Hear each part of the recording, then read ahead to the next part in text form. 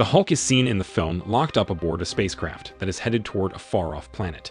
The choice to send the Hulk to a faraway location devoid of sentient life to harm him makes the Illuminati, Earth's mightiest heroes, feel bad since otherwise he may harm them. They believe they have no other option since the Hulk turns into an unstoppable destructive force when he is furious. He breaks free from his bonds and begins destroying the ship, furious at the heartless choice made by the people he considers friends who seem to have given up on him. The spacecraft deviates from its intended course, enters a wormhole, and arrives on the abandoned planet Sakaar when its guiding system malfunctions. He is instantly assaulted by a local race of insectoids while still weak from the collision, and they outnumber and outgun him. As the fight is going on, Hulk was shot by Imperial troops with obedience discs. All valuable detritus passing through the huge gateway, according to the Imperial soldier, is Imperial property. While attempting to repel it, he is struck by a powerful electric shock and eventually faints. Later, when the Hulk awakens, he discovers that Korg the Stone Man, Heroine the Shadow Priest, Meek the Insectoid, Laven the Resistance Group's leader, and Ello, a female Resistance member, are among the other inmates. Commander Laven informs the Hulk that they were sold as slaves and would be competing as gladiators in the Coliseum. After discussing the concept, the Hulk attempts to free himself from his shackles, but Laven informs him that they are indestructible since they were shadow forged. In an effort to motivate the inmates, Laven chooses the team's shape in the hopes that it would aid in their victory. As soon as the battle began, Hulk headed directly for the gates in the hopes of forcing them open as the others attempted to repel the formidable stone warriors of the Kronan. Korg recognizes the Kronans as his siblings as soon as they emerge from the lava and makes an effort to talk with them. They are made to battle, much like him, and it is revealed that they wear obedience discs on their chests.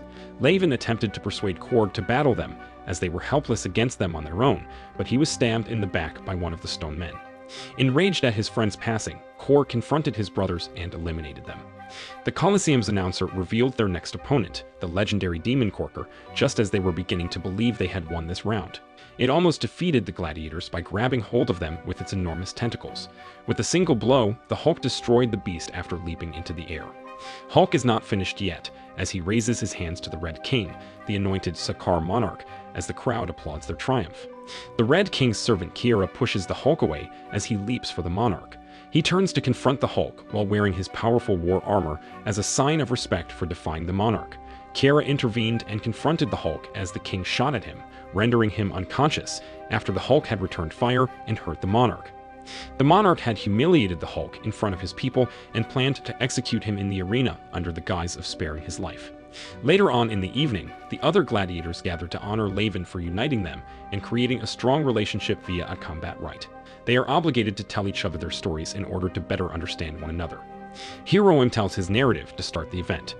Prior to their disagreements over doctrine tearing them apart, he was a well-liked member of the Order of the Shadow Priests. The other Shadow Priests, in contrast to Heroine, firmly believe that the Red King is the rescuer and the anticipated Sakaarson. They clarified that because the Red King has vanquished evil and put an end to the Spike War, his actions speak for themselves. In response, Heroine claims that the Death's Head Guards, the very same soldiers he had employed to subjugate the kingdom, were responsible for ending the war.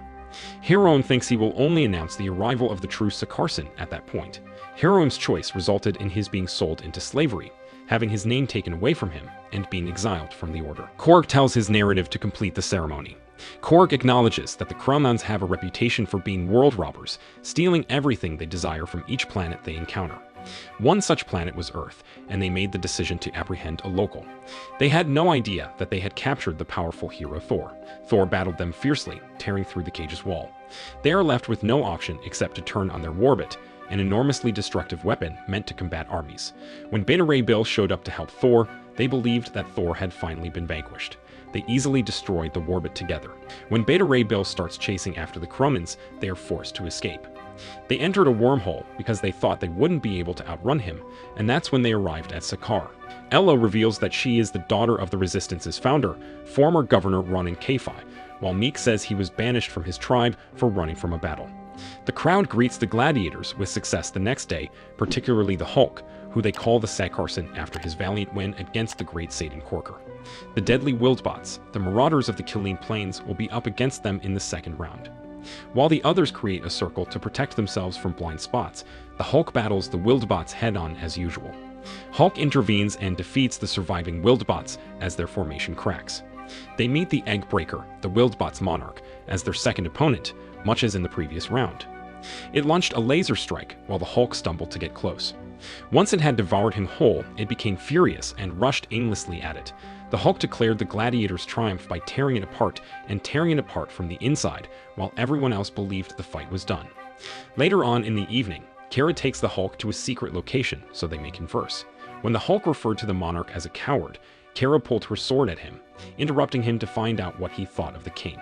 She shares the tale of how she first encountered the Red King, believing that the Hulk only knew a portion of the narrative.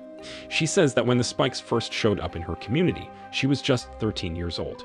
When it began to spew parasitic organisms, they had no idea what to make of it at first, but it spread swiftly, infecting every living thing it came into contact with. Anyone who contracts the infection becomes a mindless, violent beast that assaults everything in its path. These creatures are thereafter referred to as spikes. She recognized at that moment that she was resistant to its infection, since she was endowed with the abilities of the ancient powerful. The town was invaded by these animals in a matter of hours. She had to cut down on her social circle in order to live.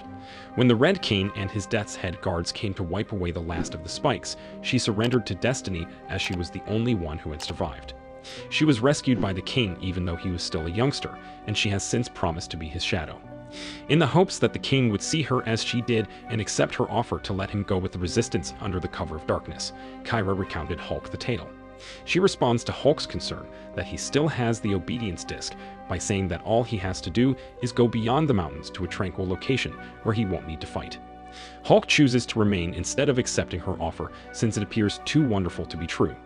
Members of the resistance help them escape when the prison gates open later.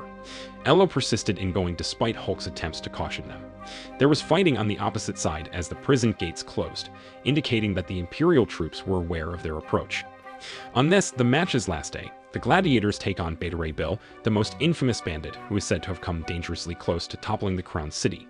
It turns out that Beta Ray Bill had to have pursued the Kronans into the wormhole while he was pursuing them. With the sonic explosion, Beta Ray Bill rapidly assaulted them, pushing the others back into the wall. When Hiram and Korg attempt to oppose him, they are both vanquished. He was soon only surpassed by the Hulk, and soon after that, his ferocious strength overpowered Beta Ray Bill.